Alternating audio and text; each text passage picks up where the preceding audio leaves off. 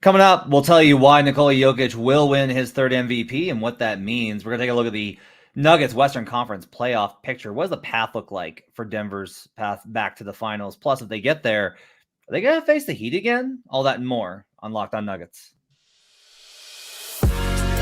You are Locked On Nuggets, your daily Denver Nuggets podcast. Part of the Locked On Podcast Network, your team every day.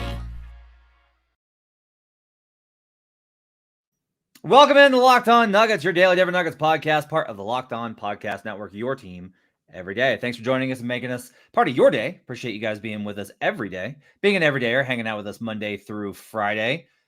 Here, world's finest with you on a Wednesday. Matt Moore, joined by Adam Mares from DNVR. Appreciate you guys being with us today and joining us in the chat. We are available on all platforms. You can catch us on podcast form on Apple Podcasts, or on Spotify, or you can catch us on YouTube at youtube.com/LockedOnNuggets and join folks like Freddie and Jackson and Nikola and Alejandro and Garrett's in here and Clonestra is hanging out with us and all sorts of stuff going on in the chat.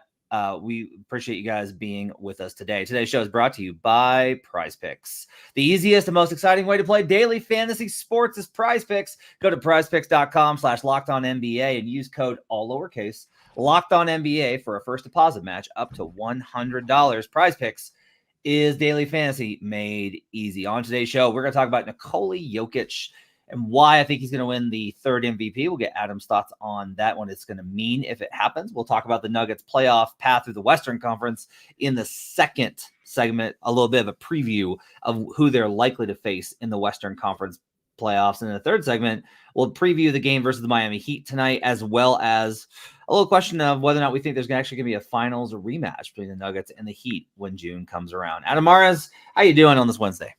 I'm great. I'm excited for Nuggets Heat, man. This is a good game. Yeah, it's gonna be enjoyable. Let's go ahead and get down to it. All right, so I've been holding out on this based off of the fact that I was like, I think OKC is going to get the 1 seed, and if OKC gets the 1 seed, I think that combined with the fact that the Thunder have like the youngest roster and how Shea has played, and Shea has an advantage in some advanced metrics, not most, but some, that would be enough. And I've kind of given up the ghost as I've thought more about it over the last couple of days.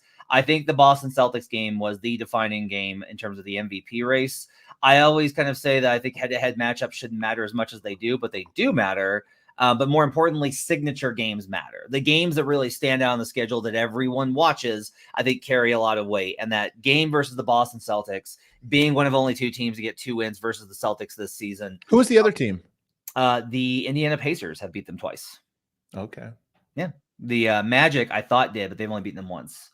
And so now I am of the belief, Adam, that Nikola Jokic will win his third MVP. I'm not sure that that's how I would vote, but I do think that's what's going to happen, and Jokic will win his third MVP. I think it's going to happen as well. The books, think it's going to happen as well. FanDuel now has him as the overwhelming favorite. So I think you see that. So I think that people agree. And I find it a little bit curious, Matt. I mean, maybe it's just because in the last few years, there's been a clear 1-2. So we haven't written off the final tally until the last, until the very end, because Shea was right there. Did Shea do something that made him fall in the standings? Is it just that people view Jokic and Shea differently? I bring this up almost to say, I think Jokic's the MVP, but I think it's weird how we talk about it. And I think it's weird how last year it was like, we got to wait. And this year we're ready to write it off. That's the only thing I find curious. Yeah, I think, I mean, look, I think some people are like, we got to wait. Like Bill Simmons is always like, we've got to wait. And I'm always like, Bill, like, none of these games matter. Like none of these, like these are not the games you want to use to determine MVP. I'm not saying that they're irrelevant, but like you should have a pretty good feeling at this point. One thing I'll kind of say here is the reason I think it's kind of shifted is the Celtics game. So one of the reasons that I was very high on Shea's chances for winning MVP this year is honestly like there's a historical precedent based off of age. Like once guys get to be above really like halfway of like Jokic is at the very top limit of how old you can be in the last 20 years for the most part. There's a couple of exceptions to win MVP just because most of those guys kind of transition to focusing on winning a championship. And I think Jokic has done that too. And that's one of the reasons why some of his metrics aren't as strong as they usually are. But here's the difference. here's what I failed to account for when I looked at all this in preseason and throughout the season. When you have a player who is an all-time great, and like Jokic is now being talked about as, and like 3 MVPs and a finals MVP is a really good argument for you being one of the best 20 players in NBA history. When you are in that guy's prime, that is different. And what we're seeing here is there is a consensus feel, in my opinion, since the Celtics game of this guy's the best in the world. Like, it's this guy. And you have some people that are like, well, Giannis, and a few people that are like, still Embiid, even with the playoff stuff. But overall, there is kind of a consensus feeling of like, no, this is an all-time player who's in his prime and is the best player in the world currently. That's the MVP. And so the non-analytics approach is going to lean that way. He's always going to grade out well in win shares. He's number 1 in BPM, so he's always going to win the analytics crowd. And people that watch the game nightly are going to be like, this guy is like much better. Because if you ask me who's the better player between Shea and Jokic, like there's no question. It is simply a resume question for me. But I am of the opinion that all those things combined, like this is a moment in time where it is and this is honestly like, we take it for granted because we've been covering it so long and it's hard to kind of take yourself out of the moment. Like Denver Nuggets have this level of all time iconic, recognized as the top guy in the NBA. And that's pretty incredible.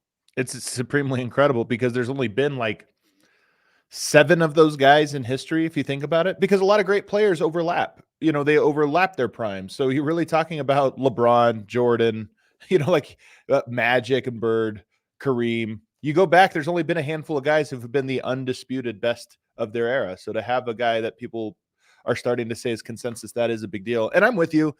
This was Harrison Wynn's big thing last year when and I think we both were right in some degree on this. I didn't necessarily want him to win it because I thought there would be a pressure that came along with 3 straight with no playoff success. I almost think that in a weird way, Jokic not winning MVP allowed the playoff race to become like focused. There was no distracting narratives, running alongside it. And obviously it worked out. I think now that that's all over and you have a championship, now it does become, not that Jokic cares, but we care, legacy building. It's now, okay, stack them up. How many times were you voted the MVP because people saw that season you were the best? And then how many championships can you win? And you're right. If you can get to a point by the end of this year, if you can get to a point where you have 3 MVPs and 2 championships, you're already undisputably, if you just talk about accolades, you're already like in that top upper echelon of players. Forget, you can argue, everybody's always going to argue who actually belongs where, but if you just stack accolades, that would put him in very, very rare air. Yeah, the number of 3-time winners is small. It puts him in extremely rare company. It genuinely is like an incredible accomplishment to win this award 3 times, and you start stacking up those resume accomplishments, and like that helps a lot of like, hey, and like championships are the biggest thing. That's always going to be the biggest thing. Finals MVP, honestly, is a bigger deal than you would think. It's one of the reasons why I think Steph's probably a little underrated in terms of historical precedent, is like he only has 1 finals MVP. And like, I don't think those were wrong votes. Like, I don't think necessarily Steph was the finals MVP in most of the, I think the first one was a mistake, but it doesn't matter. It doesn't matter. But like those, if you look at if you kind of match up the guys that we look at all time and their finals MVPs, those are very much in line.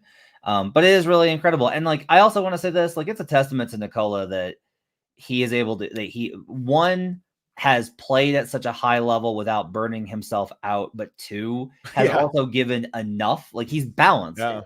Like he's given enough to the game this year for everyone to be like, man, he's incredible. That's the best player in the world, without being like gunning for it. Like he's not like, he was never a stat patter, but also like he's not going extra hard.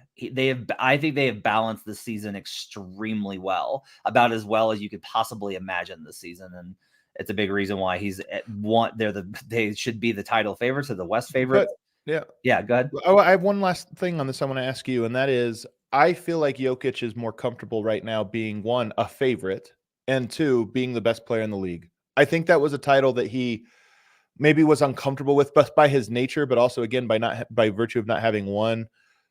I think that Yoke kind of has he carries himself slightly differently now about that. He's okay being the king of the jungle. Yeah, I think that there's been a real shift. And like, this is honestly why, like, I will never ask him about the best player thing again. But to me, it's like, this is like a really fascinating story of his career, is his reluctance to embrace that framework of basketball 100%. and the understanding of how that has shifted over time as he's become more comfortable with that identity, whether that's what he prefers or not. It is the situation. And I do think that you're right, that he's become a lot more comfortable as being the leader of the pack, so to speak. I think you're right that I think he didn't want the credit of being the best player, but realized that with the credit comes responsibility. And if you give away the credit, it's almost like you're giving away the responsibility too. It's less than for his own vanity, but I do think that he has embraced, nope, I'm the top dog. We're going to go into every playoff series, and for us to win, I have to be the best player in the world. And there's a responsibility and acceptance that it just seems like he has now, after that last run. And so he's not running away from the MVP this year. That's the point. That's true. Speaking of the playoffs, on the other side, we'll get to what the Western Conference playoff picture looks like as it sits here on March 13th, what the Nuggets are likely to face in the playoffs, concerning matchups, not concerning matchups, and all that and more on the other side on Locked On Nuggets.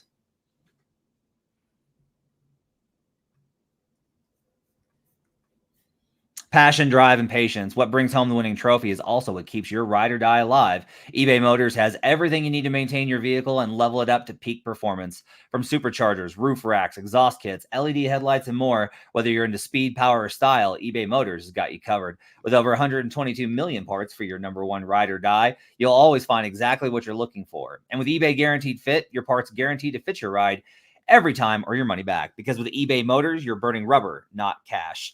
With all the parts you need at the prices you want, it's easy to turn your car into the MVP and bring home that win. Keep your ride or die alive at ebaymotors.com. Eligible items only. Exclusions apply. eBay Guaranteed Fit only available to U.S. customers. We'll be right back on Locked On Nuggets.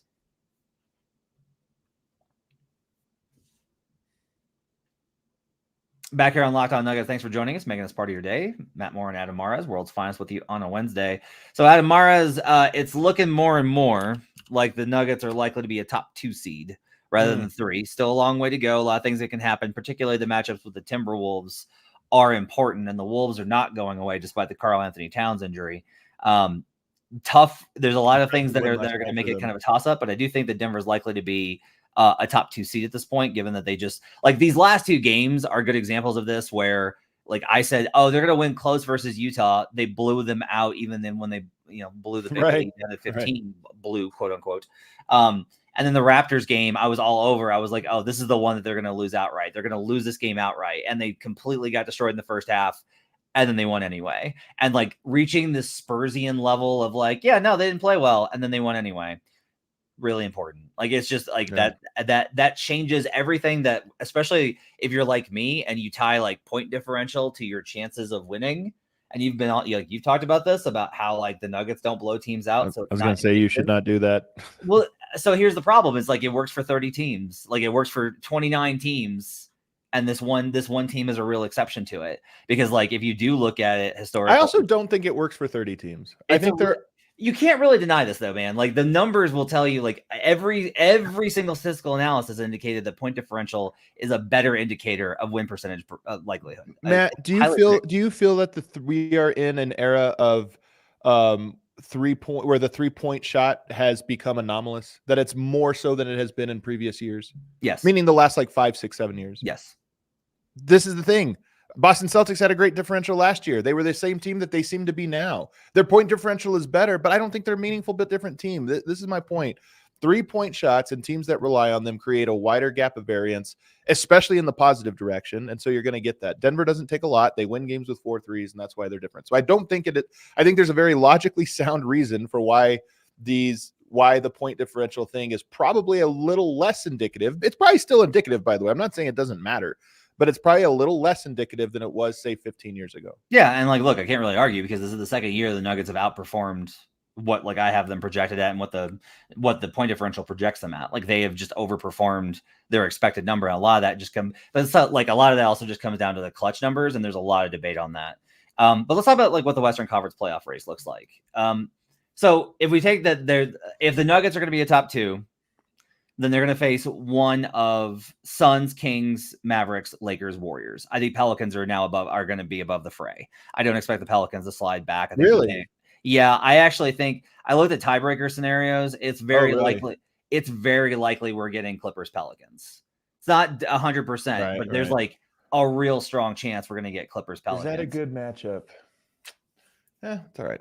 And so here's what I kind of want to. Here's a good starting place. Would you rather be the 1 seed with Clippers Pelicans in the 4-5, or would you rather be 2 or 3 and get maybe Lakers? One of Suns, Mavericks, Lakers, Warriors, and then avoid Clippers until conference finals. I mean, I don't think you're worried about the Clippers at all. I know you're not worried. Nuggets fans don't have to be worried about any team. They just don't. They're the best team. They have the most championship equity. But like, what's like a preferred? Let's just start here. I'll open end it. What's a preferred playoff path for you? Like, what does it look like? What do you want them to? What does that path look like for you? And are there teams that you are like, I'd rather they not face them? I'm not. They're not going to lose, but I'd rather they not face them. I'm resigned to the fact that I think this playoff run is going to just be really stressful and hard. I mean, all playoff runs are stressful to some degree, no matter how good you are. But this one, there's just not a great first, second, third run. I'll say that, I'd rather avoid Phoenix in the first round. I think that would be the one team that I would prefer Denver wait on, and just to make them. I think Phoenix will be worse.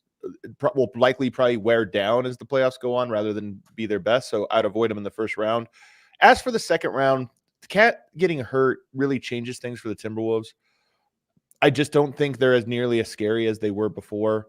So I don't know that it necessarily matters. I would look at it and say my big priority would be avoiding Phoenix in the first round, but not enough that Denver should do anything about that. No, I don't think they should. I don't think the Nuggets need to be in the position of like, ooh, let's like maneuver, right? They should just win as many games and be there. Like they are past that. That was 2019, 2020 talk. I think this is more indicative of, if we kind of look at how hard is this going to be. Of the 4, let me ask you this. Let's do Suns, Kings, Mavericks, Lakers, Warriors. Let's rank those for who you think would be the toughest first round matchup. I think Suns are the toughest. The other 4 after that are kind of all even to me.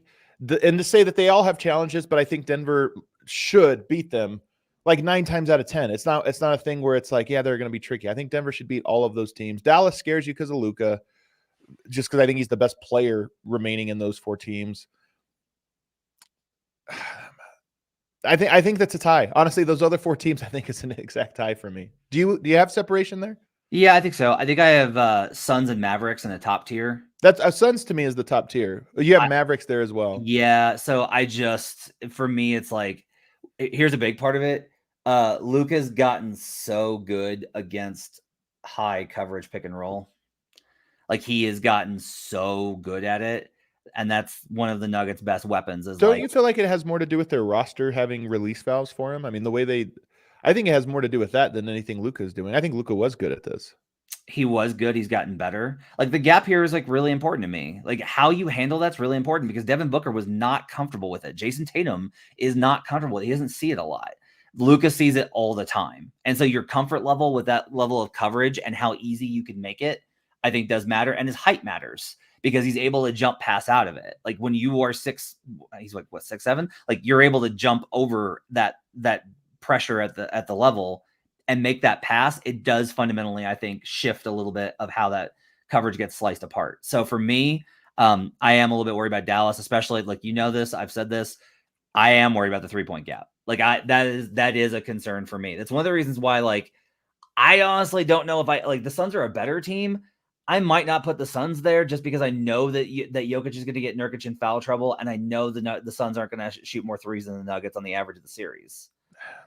They have the way. You think about, here's how Denver loses, in my opinion, against any team other than Minnesota. They lose by variance. I honestly don't think they lose by talent. I don't think they lose by that team was better. They just lose by variance. And Phoenix, to me, has the highest variance. They have guys that just get hot. But it's all like mid-rangers. Like it's Yeah, all it is a lot. You're right about that. I mean, I don't know. Grayson Allen, like you want to avoid a Grayson Allen game. You want to avoid a Booker game. There's just a lot of like things you want to avoid in that series. But I honestly think that at the end of the day, it's going to be tough. There's no easy path. I think if you were talking an easy path for me, I think it would be matching up with Oklahoma City in a second round, which seems very unlikely now. And then a finals that probably, I mean, again, I don't, if there's some upset en route to the finals, that's what you're hoping for. But there's no easy path, and Denver should beat all of them. So I look at it and I go, I don't think it's more so than most years. Year is not one worth stressing about the path because they're all hard. They're all almost equally hard. Can I make an argument for why the Thunder are actually scarier? About the Thunder are scarier? Yeah. Sure. Okay, so one, they've like I don't take a lot from in-season outcomes. I'm always like, what do the matchups look like within those? But OKC has found ways. Now KCP was missing in some of those, like they had some injury stuff. So was Aaron Gordon. Yeah, for sure. In different games. So the Nuggets have to be favored by a considerable margin. But one thing is that OKC's one of the best shooting teams in the league this season. And maybe that goes cold and then they'll be bounced pretty early. Like they could lose to the Lakers. But if you're talking about a variance play, OKC is much more of a variance play where it's like, yeah, no, like the Nuggets like outplayed them, but the Thunder shot like Isaiah Joe had 4 threes a game. Here's my whole thing about the Thunder series is pretty simple. And look, I agree with you, by the way, and even in just talking around with some people, I'm more dismissive of the Thunder than some of the people with the Nuggets. But I just look at it and I go, who's the best player in that series? It's Jokic. And do they have somebody that makes his life hard? Absolutely not. I think that's the easiest series for one guy, not for a team, but for one guy that you're going to have. And anytime you start from that point, I just feel like that's 95% of the battle. Yeah. Like Jokic has nobody facing him that can stop him, and the Thunder have to deal with KCP on Shea, and that's inherently a matchup. Now I will say, like, this is probably not fair to Tatum because I do like Tatum a lot, but like I think SGA is closer to Jokic than Tatum is. I agree. Well, so here's the thing, though, about Matt, that I'll say about Tatum. I can't believe I have to come to Tatum's defense right now. Here's the thing. I agree with you, but we are in an era where that heliocentric style ball, or where a guy that does a majority of the usage, we value it higher because it does seem more impressive, right? Like you made the assist. It's a lot of work. It's this or that. And I think that it probably is, especially when it's done perfectly. But we have undervalued the scorer, the Kobe mold of player, the Jordan mold of player. And I think it's just because it's hard to quantify what that kind of player does. Tatum's in that vein. I think it's clear he's not good enough to like get bumped up to make up for not being the fulcrum of an offense. I think he's not nearly close enough. But I do think it by and large, we discount that mold of player for some reason. And scoring is important. It's like a really important thing. Yeah, it turns out. By the way, I think KD is below this threshold too. This is my hot take. Like, I love KD. I've watched a bunch of Suns games lately, and I'm just like, God, he is such a skill player. His footwork is so good. No, he is incredible. Yeah. By the way, there's a history that basically, if you have a 30% or higher usage rate, you don't win the finals. Like it just. It used to be the default setting. LeBron's almost changed our mind. Like in prior iterations of the NBA, the LeBron mold was almost suppressed. And it's now that he's been the greatest, it's almost like the mold you're chasing. And now Jokic is that guy, so it's the mold you're chasing. But I just think it always feels more true that's a universal truth in the moment than it does when you step back and look at the history of the league. It used to be the center, right? The rim protecting center was more important than the setup guard. Yeah, absolutely. Speaking of the finals and the possible matchup, what if we get Heat Nuggets again in the finals? We'll talk about that. Plus, we'll preview tonight's game versus the Miami Heat for the Denver Nuggets next on Locked On Nuggets. It's demon time on Prize Picks. You can now win up to 100 times your money with as little as 4 correct picks. You can turn $10 into 1,000. Demons and Goblins are the newest and most exciting way to play at Prize Picks. Squares marked with red demons or green goblins get you different payouts. You can now win up to 100 times your money with as little as 4 correct picks. They've got so many sports, an enormous selection of players and stat types. That's what makes Prize Picks the #1 daily fantasy sports app. Go to prizepicks.com/LockedOnNBA and use code LockedOnNBA for a first deposit match up to $100. That's prizepicks.com/LockedOnNBA with promo code LockedOnNBA for a first deposit match up to $100. Prize Picks. Pick more, pick less. It's easy at Prize Picks. We're also brought to you today by Robinhood.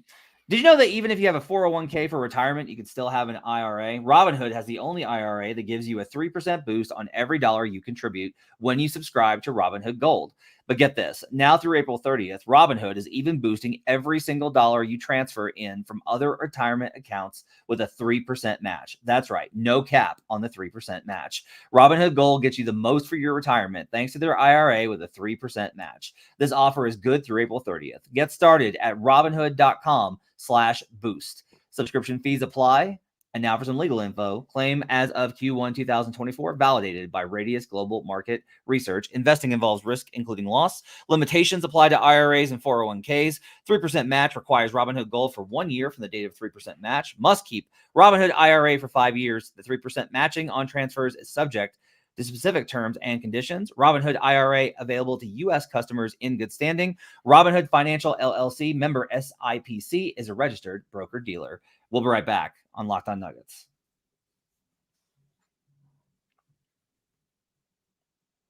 Back here on Locked On Nuggets. Thanks for joining us and making us part of our day. Thanks for making us part of our day by being with us here on Locked On Nuggets. Thanks for being with us. I will say, look, I am always a person concerned with hubris, and the chat is so confident. Like the level of confidence, like it is amazing to be so far past Nug life. I know, it really is. It's something I think about a lot, Matt. But don't you feel that way when you watch the Nuggets lately? Again, we've watched sports long enough, we know anything can happen. But don't you watch them and you just get a sense of they are better? Like, yeah, they're just better. That's how it feels. That's definitely how it feels watching them until it doesn't. And that's always the thing that happens. So the Nuggets play the Heat tonight. Got the win the other night in Denver. This is always a tough matchup. It's a pain. I don't necessarily I think the Nuggets are going to win this game, even though this is I keep waiting for if you're going to keep playing this badly, eventually you're going to got right. Of the Heat? What? Of the Miami Heat, you're saying? No, I'm talking the Nuggets. I see. Because they built a 39-point lead. It gets down to 15. They're down double digits at half at home to the Raptors. They're definitely due. They're definitely due. If they keep playing, with fire. And here's the bigger question for tonight's game is just what is Denver's level of motivation? I think there was a clear drop off in motivation in the last game. You could see it on them. And then they, something sparked at them and it was awesome. But at some point it's why are we still doing this? And maybe it's, tonight they can be the number 1 seed outright. They can actually get a half game up on Oklahoma City. So maybe that means something to them because they haven't been there for so long. I don't know. But you do wonder how much does Denver, what are they, 9-1 in their last 10? They've been playing great. In 8 of those 10 games, they've played great for a majority of them. In 2 of those 10 games, they played great in half of them. How much longer do they have? I don't know. As a quick aside, one person said that your lighting looks the best it ever has. You look great. And then Okie Dokie says, Adam, I think you've lost some weight. You're looking sharp. Thank you. I have. This is making me feel good today. A lot of love for Adam Mares. Trying to get summer ready. So I still think they can win this tonight. One thing I will kind of say, the Nuggets they really can't because it's basketball, but I would say be careful. And the reason I say that is a lot of guys are getting banged up playing the Heat. A lot of guys are getting banged up playing the Heat. I am very clearly stating for the record, I am not saying that the Heat play dirty. I do not think that is true. You can't do that in 2024, right? But they play physical and they do take a lot of charges and a lot of stuff has happened and a lot of guys keep getting banged up when they play Miami. Also, do you want to know, I have some great stats for you. You want to hear this? Yes. All right. When the opponent has 5 or more free throws than the Miami Heat, they are 1-11 this season. And if you when the Nuggets have more free throws? No, when the Heat. Oh, when the Heat face an opponent and the other team has 5 or more free throws, they are 1-11. Okay. Since I looked this up, since February 9th is actually when we started seeing this change. The free throw rate in the NBA has plummeted. And that's why we're seeing all these unders and lower scores. Particularly teams are not getting into the bonus. Since February 1st, the Miami Heat are 11-6 straight up. So it's going to be a tough physical matchup. You're not going to get I asked Malone about this and he gave me the answer I knew he would, which is it doesn't really affect me because we don't get calls anyway. Which, By the way, I hate that. I wanted to ask him about the last game, but somebody had mentioned that you had brought it up and that he had dismissed it, which is a bummer because I actually think it's a very interesting question. Yeah. About the change in physicality in I the would think he NBA. would love it. I would think he'd be excited about it. Yeah, it's he just You wanna chose know, not to you wanna answer know it. why I got the bad answer on it? Why is that? Because I told him that I talked to Chris Finch at All-Star about it. Oh, you led with that, and he was like, you know what? He was like, I don't really know what Chris Finch says. Yeah. And I was like, You're like, that wasn't the point of, you know what? Why did I even bring that up? yeah. Yeah. I do just wonder if there is an adjustment there. And I wonder if that's something coaches talk about. I will say this, counting on a secret ref rule, that's a risky proposition. It's true. Because there, at any moment, like at Any any moment. moment in any game, the refs could be like, no, we're calling it the old way today. And you're like, what's going on? Yeah. Which is why I hate all of this with the NBA. The question we wanted to ask, though, and I want to get into it, is could the Heat come out of the East? Absolutely, 100%. Like, I don't know. It's so dismissive of Boston, but they have beaten Miami. Like, they've beaten Miami, right? 2022, they beat Miami, and they were the better team. It came down to Game 7, and Jimmy had a shot to take the lead, but like, it never felt to me in that series like the Heat were going to win. But the coaching advantage to me is so big, and Miami's better than anybody else at getting you into their type of game. Like, they are just so good at dragging you into their type of game. Boston to me is the team that is most vulnerable to being dragged out of their game. That's when they look like a completely different team. That's why that specific matchup, and obviously because it happened last year, that specific matchup is so fascinating. Bam's better this year. Jaquez, I think, is a big factor. He's good. Their shooting is a little better on average. It's not great, but it's a little better than it was last year. I don't know but so much of it last year was about like Gabe Vincent and Caleb Martin. Yeah. Like, can they get the same level of shooting and offensive performance? Also, Jimmy Butler last year in the playoffs, well, that's what's interesting is if you go back and look at the game logs, because here's what happened is like Jimmy annihilated Milwaukee, destroyed everyone, and everyone, like, that was the story of the moment. Yeah. And then he got the ankle injury versus the Knicks, and he wasn't great versus the Knicks. The Knicks just weren't good enough. It was lingering a little from the previous. And then he honestly wasn't. He had, I think, 2 awesome games versus Boston. Sometimes that's all you need, though, right? Right. But it was more Caleb Martin in that series. Like, Celtics fans are never going to get over Caleb Martin's performance in that series. He's still there. And so, like, this is all part of it. I absolutely think I absolutely think that the Heat can come out of the East again. And I mean, you think what? I think the Heat can absolutely come out of the East again. So I have my East pick that I'm ready to make and with confidence. Okay, and I think it's Milwaukee. And look, when they look bad, they look terrible. When they look bad, they look terrible. But I think that I just don't buy Boston. I think there's too many teams that even can match up with them. Milwaukee has a couple teams that I think they would probably like to avoid. But I think that they're going to beat up on teams like the Knicks, the shorthanded Knicks, the Magic, the 76ers. A few teams they want to avoid. We'll see if the Pats can get it, but I think I like Milwaukee out of these things. I'm out. Hard out. Really? Hard out. Why? I won't. Like, I am very probabilistic. I'm like, well, this team could, or this team could. Or like, I like the Knicks more than I like Milwaukee. That's wild to me. When you look at when you watch their games and you get a sense for like their body language and some of the stuff. Like, you think it's a vibes thing? I think it's a vibes thing because I don't think I think Dame is still like, I never asked to be here. Never asked to be. Giannis is as good as ever, but their defense is not. And like, if they had hired almost anyone else, and they had to fire Griffin, like, I was on this for months of like, you guys do not understand how bad this is with Adrian Griffin. And you can tell from how Brooke Lopez is acting. And Brooke's a lot happier now because like things are more stable. Doc cannot problem solve the way that you need to in today's NBA. Could be true. Like, his championship was. he's the scariest part of that for me. You know what's kind of funny? If we look back at this, and we're running over, but I don't care. If we look back to like his career, do you know what one of the big criticisms of him in Orlando and Boston was back in the late 2000s? It was that he had problems managing a rotation. They were like, yeah, his rotations really are. He doesn't know who to play, and it's kind of random and all these types of things. He wins the title with the Celtics in 2008, and he did a great job that year with a lot of talent. Like, that's hard. They were they grayed out as like one of the better teams you're ever going to see. but it was because there wasn't any rotation decisions to be made. It was, we're going to play Ray, KG, and Pierce to the bone, and then we're going to fill in with Perk and Rajon, and James Jones and Posey.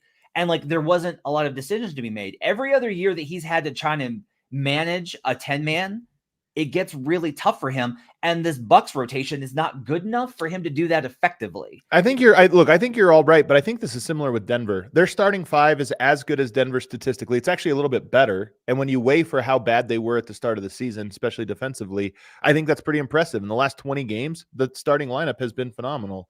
I think there's vulnerabilities in it, especially defensively. We've talked about it. I by no means think they're a perfect team. And I think if they made it to the finals and matched up with Denver, I would pick Denver. But I just don't buy the Celtics. I think the Celtics are a team that has a lot of teams that play the style that can throw them off in a playoffs. And I trust Giannis to be the best player in probably any series in the Eastern Conference.